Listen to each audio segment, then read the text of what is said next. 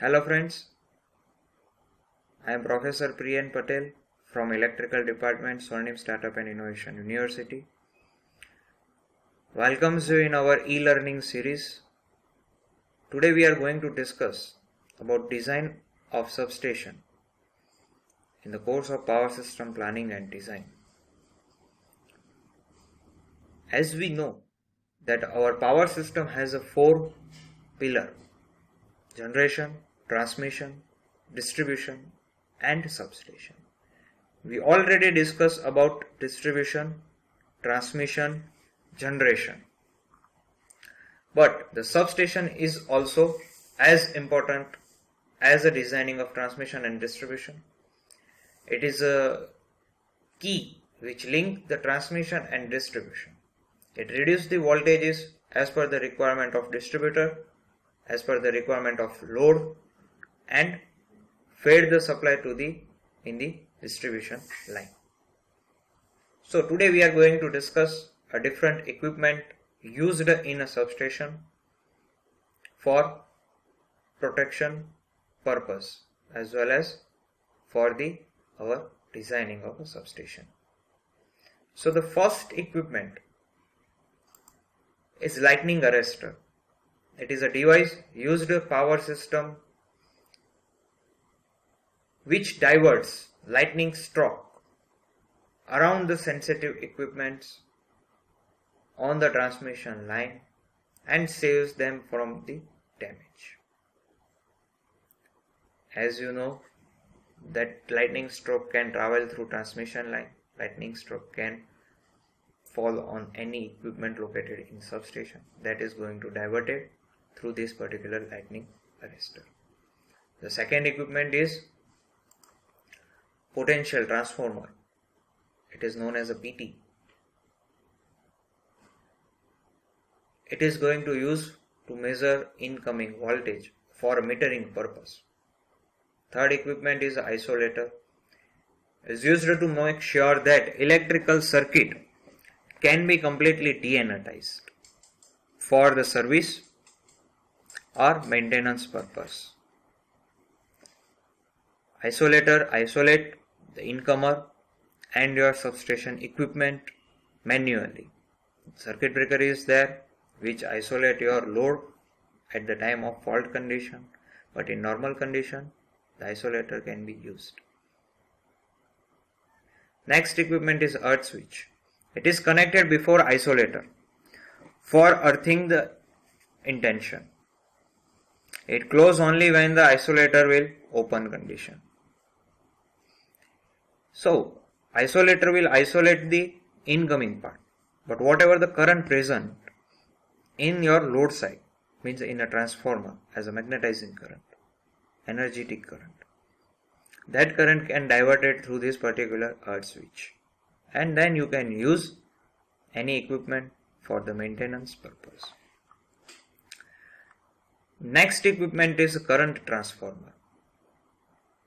It is used for protection and maintenance purpose. We already discussed how to identify our current transformer in protection and maintenance purpose. Next equipment is circuit breaker. It is designed to protect electrical equipment from the damage caused by overload or short circuit. Here we know that in outdoor substation we use SF6 circuit breaker generally. So here I am mentioning one Siemens based SF6 circuit breaker whose rated voltage is 145 kV, nominal current is around 3.1 kilo ampere, operated on 50 Hz. Rated short circuit current is 40 kilo ampere and SF6 pressure at 6 bar at 20 degrees centigrade. You can use vacuum circuit breaker for 11 kV and air brake circuit breaker for 415 volt range also. And after that bus will be there where your line will be going to distributed for the different loads. Different transformer will be going to connect it, and for the protection of a transformer you can use a protective device individually. So if you are using step down transformer, and if you are step down your voltage from 132 kV to 11 kV, you can use a vacuum circuit breaker as we discussed earlier. Main fact is what is the size and what is the location of your substation. While you are planning to design any substation, what should be the size of your substation and what should be the location? So we are discussing a little bit factors which affects your selection of substation. So here it will be depending on three measured criteria. One is economical criteria, second is a technical criteria, and third is a community criteria. In economical criteria, it should be returnable on the investment. You can earn easy investment. The initial capital cost is low. Life cycle cost should be low. You can get some good amount of money by investing in a substation. That should be your fundamental criteria. In technical criteria, the soil on which you are going to build your substation has a low resistivity. This is the foremost technical criteria for the substation designing. Second is the site should not be affected by water flood. You have dealing with electrical equipment, so water are biggest enemy of any electrical equipment, and that's why you should not build your substation near to the sea or river. No agriculture land should be there. Yes, we have to use land such a way that it should not be fertilized, and it cannot be used in agriculture purpose. You have to take proper measures against fire. So congested, it cannot be built in congested area. The space should be there for the protection against fire. If you are talking about community criteria, the noise from your electrical equipment, whether you can say the transformer humming, chattering, should be low in your substation. Otherwise, surrounding will be going to affect with that amount of noise. No water logging should be there.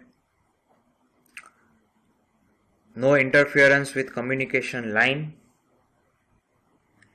These are the community criteria.